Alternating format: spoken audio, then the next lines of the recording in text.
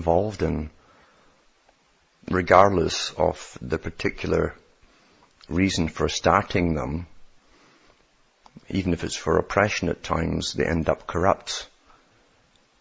And they're always started off by Freemasonry, as they just create new branches to deal with this part of society or this time in history. They admitted themselves that they eventually become corrupt. And we see the corruption everywhere. Little clubs that are formed at universities, little associations that you're initiated into if you're dumb enough to do it. And you give your word and your bond, and then you're tied to secrecy. And if you keep your mouth shut, you'll benefit, and you get on in life, and you get all the contracts in business, or you get up the ladder of the legal system, which is tremendously lucrative. It's a business. And ultimately, all money comes from work, from labor, which in turn, as the big boys know, since they gave us Karl Marx, labor is where all produce comes from. You produce through labor, work. And governments collect that into a big pool, big honey pot, and they help themselves to it. So it's the biggest bank in the world, really, is government. It can also sign whole generations who are yet unborn down as guarantors of future payments on a present day loan. Thomas Jefferson, being no dummy and being a member of the high lodges in France and in America, said the same thing. They can tell you a truth without giving you their verdict on it. And he said that a generation born in with the bondage of paying off a debt incurred by previous generations is therefore a slave generation. And that's true if you're born into a debt. How can you be born free and be put down as a guarantor of a debt that was incurred 150 years ago or longer, or even in the previous generation? You had nothing to do with it.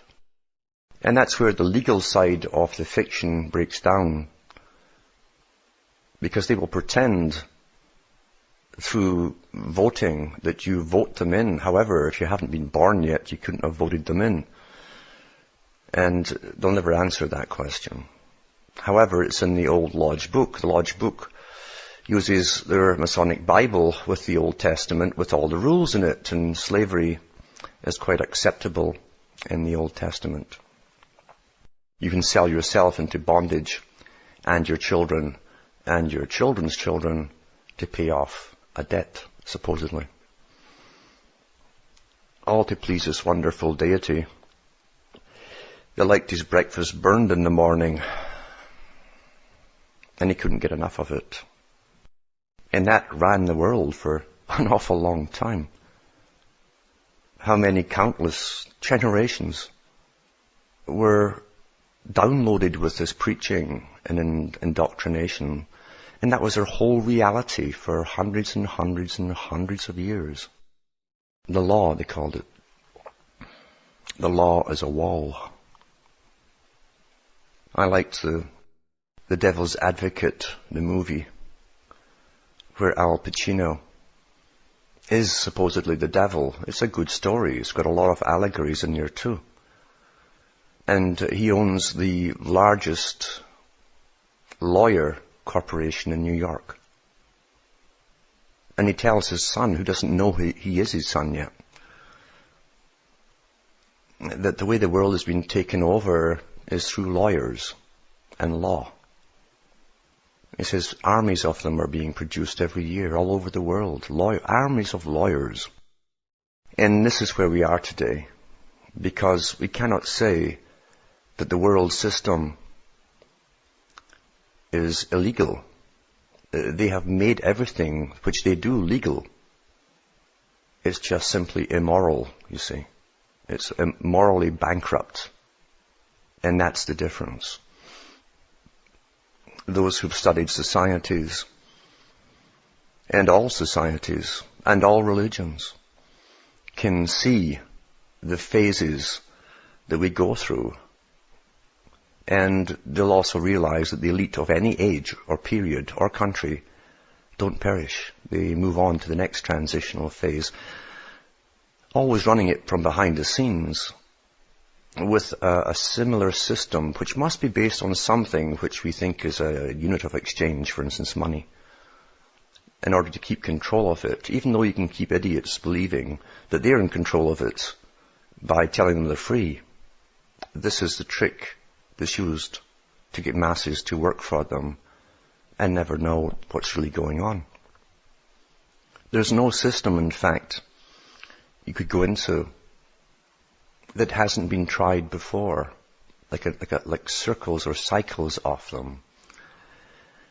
And much of it is hidden within the religions, if you really understand what you're reading. There are three paths always: the exoteric, the esoteric, and then a deeper inner path that's not quite one or the other. It's another way. It takes data from both and formulates another way, the third way. If you look at ancient China, you'll find that every system, which today we'd call fascism or communism and capitalism, and all the isms had been tried in ancient times for long periods, and observed and noted by the experts of that day and archived for future use. In the times of Confucius, you had, and I call it Confuse Us because it's quite interesting the way it's written.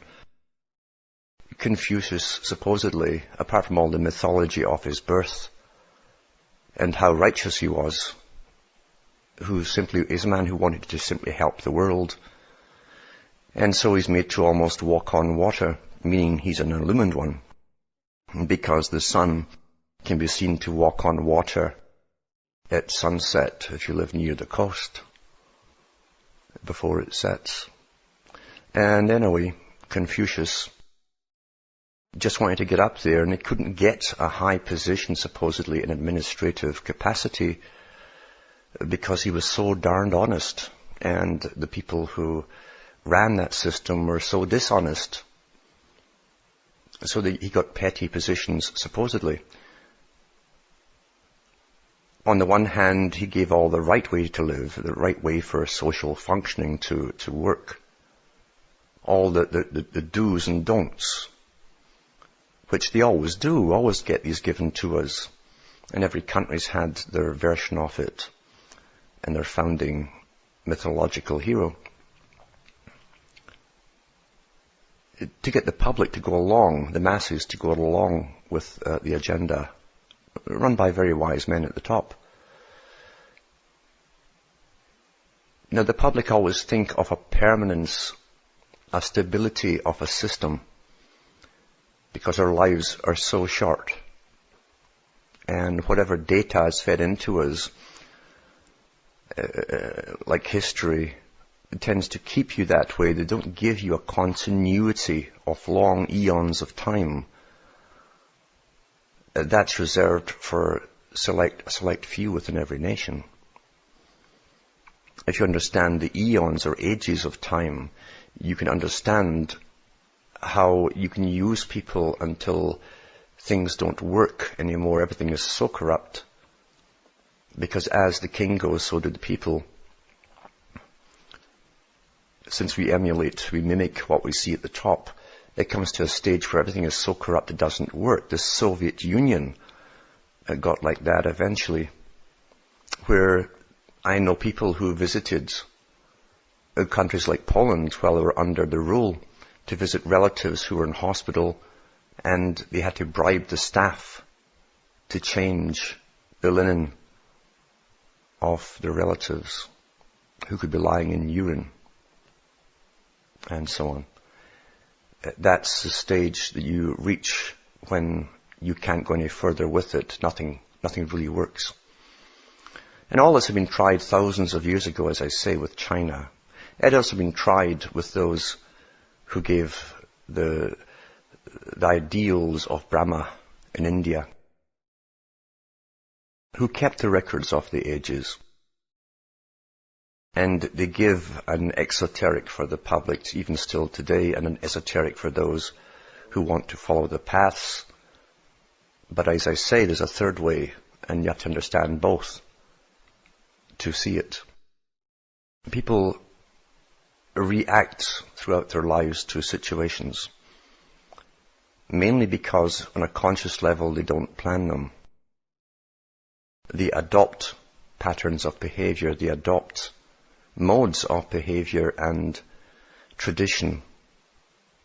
Tradition, when it's changing to a new tradition, is a dysfunctional period where people are trying to emulate the old and they can't fathom out why it doesn't work. The data is there as to why it doesn't work, and all the indoctrinations that have made individuals dysfunctional is also out there too. And that's why you have an incredible growth in those who pretend to handle the dysfunctions, all the therapists and professionals and counselors, all the Dr. Phils who can solve your problem in 1 hour on television. And again, television is fiction, but it's more real to many people today than reality. They say there's nothing new under the sun, and there truly isn't. Public-private initiatives, as they're called today, is a very old technique. There's nothing new really in it at all.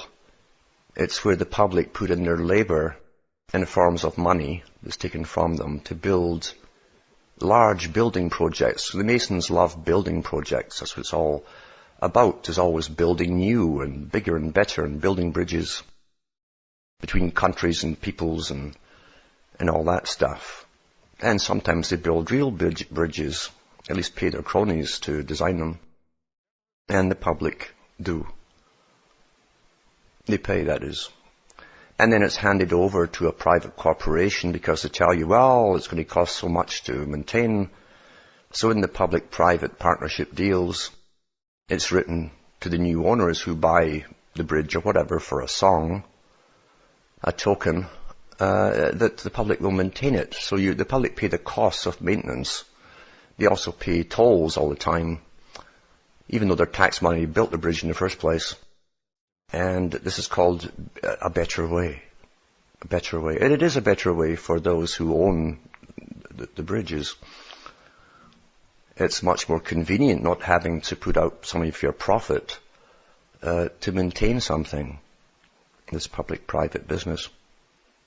And we're told this is a better hive, the hive for the bees, than the previous one. But it's really always been there. In Europe, especially in Britain, which still goes under the crown, this nefarious, odd, obscure definition where on the one hand you're told the crown really has no power anymore in a democratic society. It's a titular head which can make suggestions, but truly it can't make any decisions. That's what we're told. And yet, every person who works for government, and especially those guys with the Masonic chessboard on their helmets called the police, and who are all Freemasons, can hit you on the head and make you do something, or else lock you up in prison if you don't follow the rules of the crown, because they've sworn allegiance to the crown, this obscure thing that doesn't exist or sort of exists and has no real power. And if you go into the Commonwealth countries, that's Australia, New Zealand, Canada, and so on, you'll find that the land, which is parkland and all the rest of it, comes under the Crown. It's Crown land. This obscure term, which doesn't apply today, as I say, because they're just a figurehead of a system. And the real power is in the democratic institutions. However, this same crown knights those who serve the democratic institutions, whether politicians or high-level bureaucrats or very exceptional police chiefs or something like that. So it seems to mean a lot to them. And no one's ever voted in the Crown. We've never had a vote on that. Recently, I've read about one of the projects. I knew about it quite a few years ago, in fact. But someone sent it in, and it's from the Telegraph News, 2003, I believe, June the 4th. And a little article was put in there about a public-private partnership deal where the judges who are trying the case of a civil rights campaigner were asked by the campaigner if they were Freemasons. And this is a little story that was written by Ossian Cram, or Oslin Cram, I believe his name is. This is a little example of the corruption we have. But it's not really corruption, it's moral corruption, you see, but it's legal because there's no laws against it, I suppose. It could be speculative if that were the case. 3 judges yesterday refused to reveal whether they were Freemasons after being challenged by a veteran human rights campaigner. Now, this campaigner goes under a pseudonym called Robbie the Pict. A Pict, that's P-I-C-T. This isn't in the paper, but I'll explain what a Pict is. A Pict, or the Picti, were the people who inhabited Scotland and parts of what's now northern England when the Scots came in. The Scots were the Gaels who came in through Ireland from the west, so that was a Western Gael, you might say. And they intermarried with the Picts, who used to paint themselves with pictures. And when you saw them moving around in the Highlands, you'll realize that Scotland invented moving pictures long before Hollywood ever got the idea. And these were talkies too. However, this campaigner under his pseudonym is called Robbie the Pict.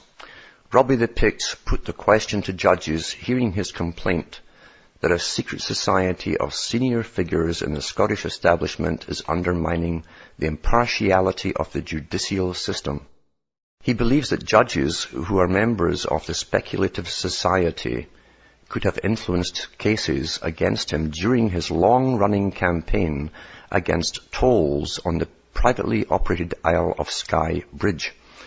They're into the building huge bridges, you see. They made one in Canada, on the eastern coast of Canada. It's miles long to an island, Prince Edward Island. And that's also public-private, and they pay tolls on that one too. They're doing this all over the place. It's very lucrative. And Robbie here is talking about the speculative society. Now, the speculative society is a Masonic society, which I think goes back to the University of Edinburgh, where the old school tie comes into play, where they all meet each other and become initiated into Masonry. And they have many different branches or sub-branches you can then go into. In Freemasonry, you have operative Masons, and you have speculative Masons. That's what they're called by Masons. The speculative part of it has taken on a new meaning because, or maybe it's not so new, because they speculate on where they can get the best bang for their bucks for investments, etc. They help each other out with the old school tie. And once again, it isn't illegal at the moment, this conflict of interest. So, here's this guy being tried by judges who are a member of this speculative society of Freemasons, who are charging him and trying his case against having to pay tolls on this bridge.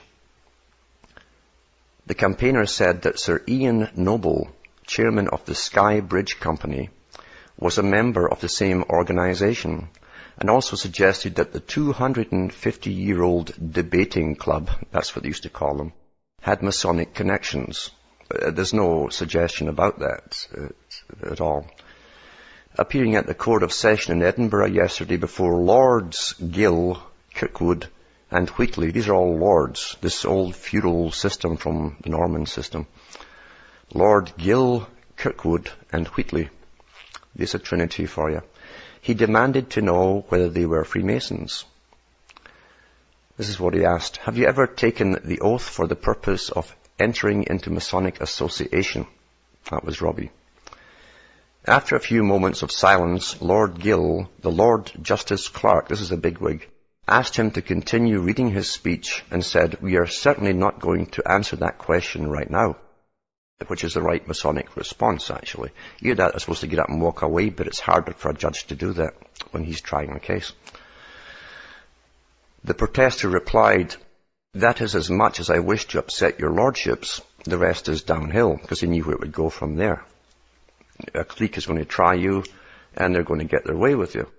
But I'll be true to the song I sing, and live as done a pirate king. Oh, I am a pirate king. It is a glorious thing to be a pirate king. Oh, I am a pirate king. You are the pirate king. And it is a glorious thing to be a pirate king. It is a the pirate king, the pirate king. The latest case follows his conviction in 1998 for failing to pay bridge tolls. He claims the collectors of the toll do not have proper authority, and his argument that no cases involving the bridge should be heard by society members. He wants membership of the group considered against the background of a dozen failed appeals in his anti-toll campaign. Raymond Doherty, QC. QC in the Commonwealth countries means Queen's Counsel. That's a lawyer who's done business for the Crown at some time or another. Legal business. So Raymond Doherty, QC Advocate Deputy, another little title there, produced a list of members from an internet site to show the spec was not a secret society, that's the speculative society. The society's own literature describes it as a secret brotherhood bound by intangible ties of shared loyalty and common tradition. Then it goes on to say a judgment will be issued at a later date. Now, you can go on to links from this particular site, Telegraph, which will actually give you the list of members from, I think, 2004 onwards. And they're all bigwigs and lords and judges and top lawyers, and in other words, the top system. And people who get knighted for being terribly good, that kind of thing. But there's nothing new in this, you see. Here you are in a system riddled by Freemasonry, which has been clever enough to disguise itself with many different little branches connected to the main lodge to try and keep the people steering clear of the main lodge, the fact that they're all Freemasons. And they help themselves. They run the justice system, just us system. That's what they run. And if you go against them, they'll put you on ice, just ice. That cools you off. That's why they call it the cooler, the prison. But there's nothing new in corruption, you see, to do with the affairs of humanity in a system which has broken down into many systems from tribal systems. And the new systems are based on money and profit, which allay the fears of poverty.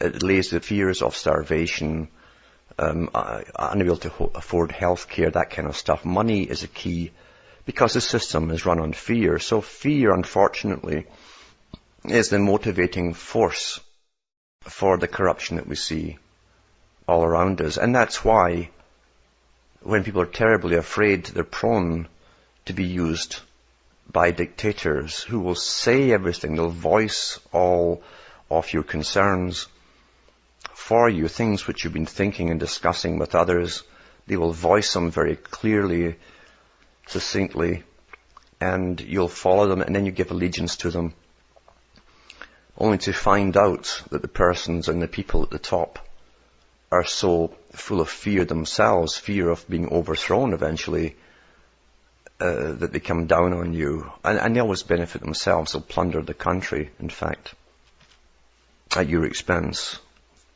This is also just history. And we find this going right back to a very old, ancient system,